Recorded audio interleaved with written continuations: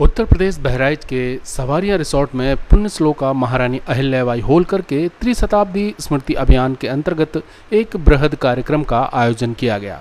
इस कार्यक्रम में कृषि मंत्री सूर्य प्रताप शाही मुख्य अतिथि के रूप में सम्मिलित हुए। उन्होंने महारानी अहिल्याबाई होलकर के जीवन और उनके कार्यों को वहां मौजूद लोगों को बताया। उन्होंने कहा कि महारानी अहिल्याबाई होलकर ने किसानों और महिलाओं के लिए बहुत काम किए हैं। उनके शासनकाल के भीतर सुशासन मुख्य आधार रहा। उन्होंने बिना टैक्स लगाए सड़कों, धर्मशाला, तालाबों का निर्माण कराया। उन्होंने सभी ज्योतिर्लिंगों का पुनर्निर्माण कराया। वो देश और समाज के लिए प्रेरणा है। बहराइच से इनसाइट न्यूज़ के लिए अनुराग गुप्ता की रिपोर्ट। पुण्य श्लोका लोक माता अहिल्याबाई होलकर एक भारत की के मालवा राज्य की, जिसको आज उज्जैन के रूप में जाना जाता है, उसकी एक जो है वो आदर्श शासिका रही हैं।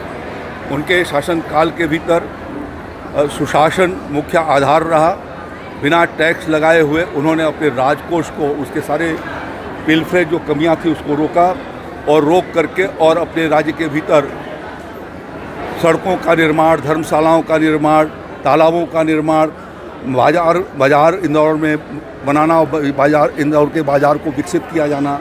इसके अलावा महेश्वर के भीतर जो है वो हथकरघा बुनकरों को ले जा कर के बसाना, वहाँ की बनारस जैसी साड़ियों को तैयार करवाना, और इसके अलावा जितने ज्योतिर्लिंग थे भारत के भीतर, सोमनाथ से लेकर के और बाबा विश्वनाथ तक और केदारनाथ से लेकर के रामेश्वरम तक, सभी 12 ज्योतिर्लिंगों को उन्होंने फिर से पुनर्निर्माण कराया जो मुग़ल शासकों के द्वारा ध्वस्त किए गए थे। इसके अलावा सैकड़ों ऐसे स्थानों को ले जा कर के वह उनकी सांस्कृतिक और धार्मिक आस्था का प्रतीक रहा है। सुशासन की वो प्रतीक रही हैं। किसानों के लिए उन्होंने बहुत बड़े काम किए। जो महिलाओं को उन्होंने अपने पति के न रहने के बाद उसके भीतर उन्होंने कानून बना करके अधिकार दिया। तो इस तरीके के जो काम उन्होंने किए हैं वो अविस्मरणीय है, और वो हमारे देश की एक स्वतंत्र शासिका रही जो मुग़लों और अंग्रेज़ों की पराधीन नहीं थी। तो इस नाते अपने उस इतिहास के महापुरुष को हम स्मरण करते हैं, और उनका त्रिशताब्दी समारोह कल पूरा हो रहा है।